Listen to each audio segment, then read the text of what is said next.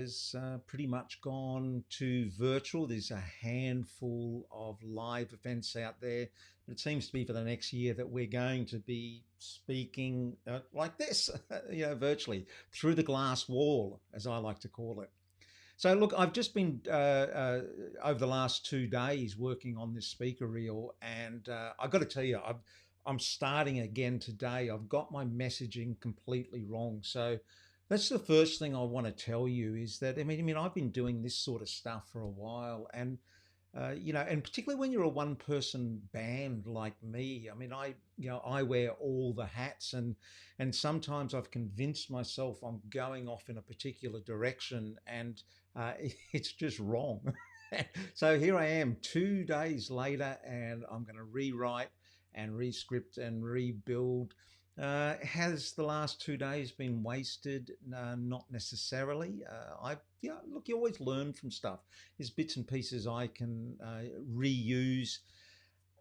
But part of what I've been doing, because what you've got to do when you're creating these virtual show reels is show people that you can actually present in some sort of virtual world. Now, most of us, we are doing this from our houses, from our homes, or maybe from our office, but it's in a small area compared to if you're speaking on the stage, you're normally in a large auditorium.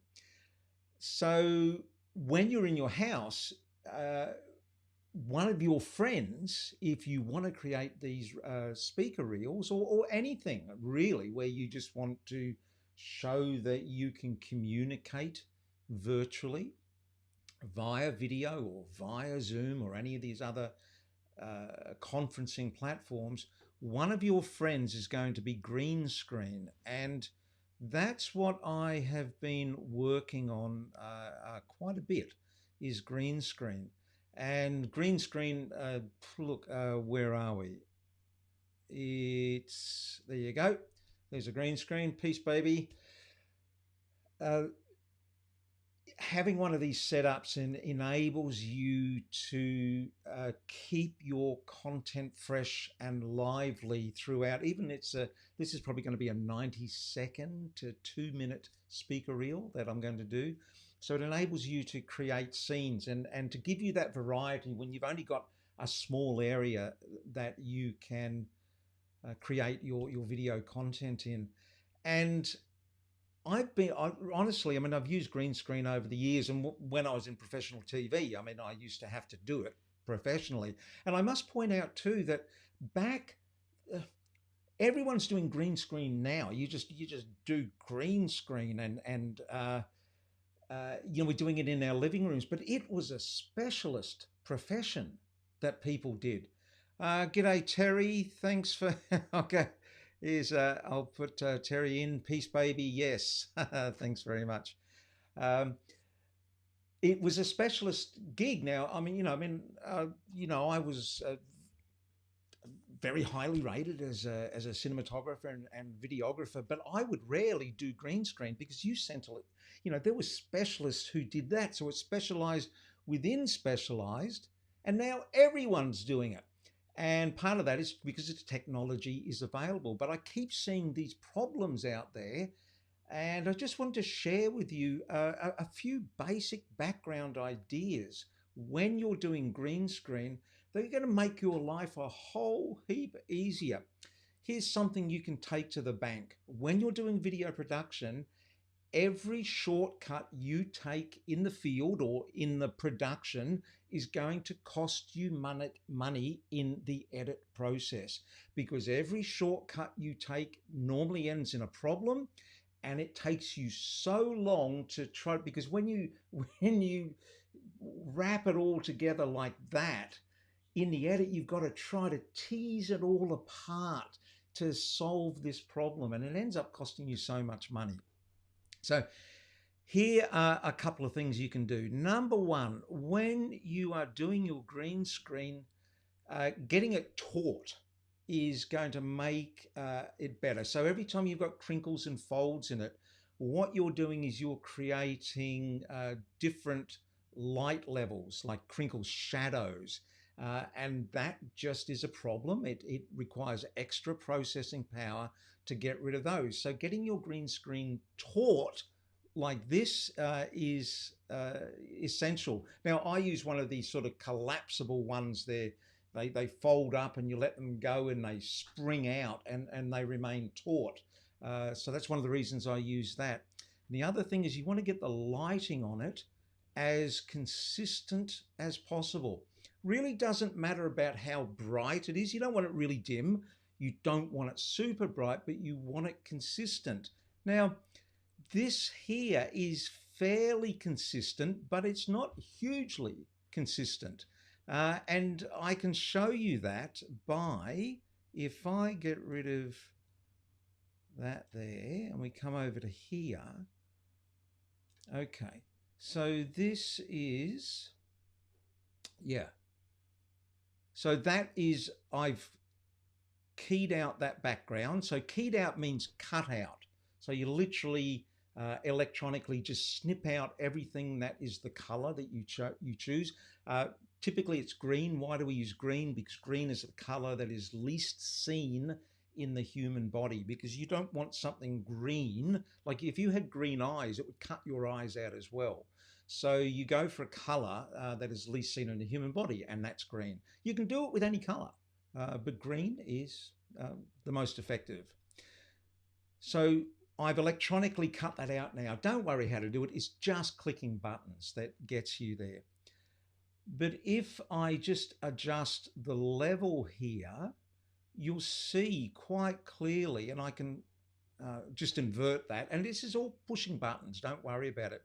But you'll see, actually, it's probably better if I go back this way.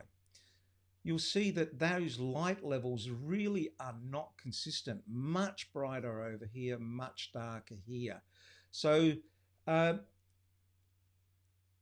not bad. I mean, I can get by with doing that. So I'll just go back to that one there. So even though to your eye, it looks consistent, it's actually not. So the more effort you get, is the point I'm getting at, to get that green screen at the background more consistent, the faster your editing is going to be when it comes to green screens, the less problems you're going to have. Also, it's going to require less processing power in your editing program. And all these things just add up to speed and efficiency. And again, everything I talk about is making videos for a commercial purpose. So I'm going to tell you another little trick here. So let me show you here. If I put a background behind here, so there you go. There's two things I know really well: the video and how to change. There. Because there are two things I know. And there's another darker background. If you have a light colored background that you are keying over all the time, let me see if I can find a frame here. All right, hang on. Let me just get this. There you go. That's it. And I'll just come in tighter on this.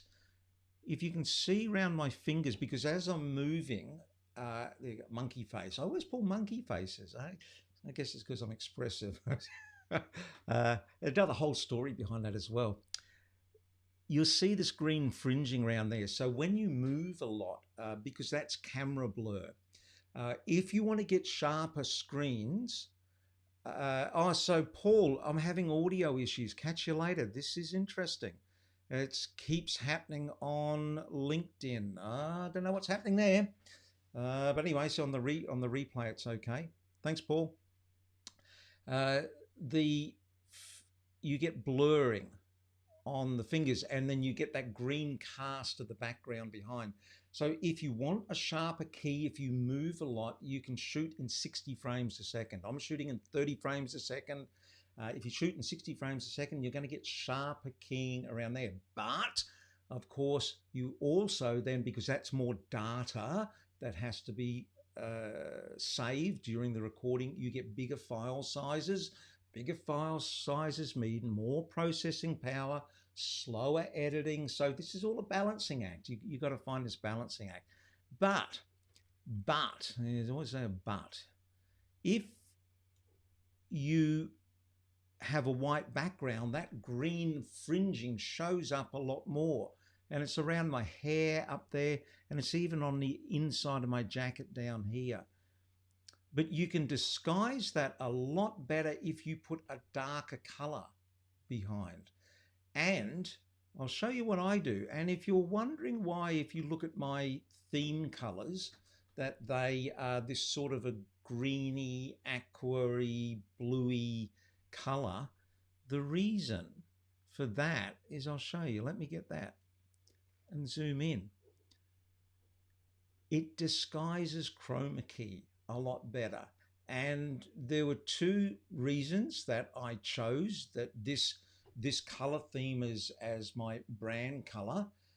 One was of the chroma key, and one was because, and I'll show you this in another lesson, when you're in small rooms, when you use a darker color, you can get more control of the light. So anyway, look, I just wanted to, as I was doing this, I was thinking, look, I may as well share this with you. You might get some value out of it. So really what it comes down to, the simplest thing you can do is try to get some even light on the background. Well, I should tell you one more thing as well. If we go back to here, the further you are away from a green screen, the better it is. So the closer you are, what you're going to do is you're going to start casting shadows on the background. So that then makes the light levels different and makes the cutting out harder. But the closer you are as well, that green on the screen, the light, starts to come back and cast these sort of green shadows around you. So the further you are away, the less of these green shadows you get around you, and you get a nice sharp edge that the computer can cut out around. So there you go. I'm going to get back to editing and getting this made. You have a lovely day, and see you all sometime soon.